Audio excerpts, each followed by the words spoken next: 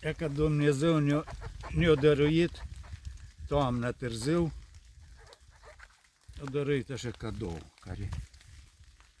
care bucură sufletul și care rar se poate de întâlnit.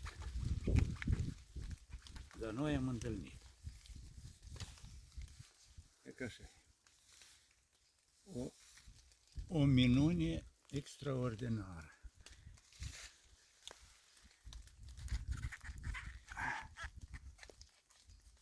Și le lăsăm câteva zile și găsim altele.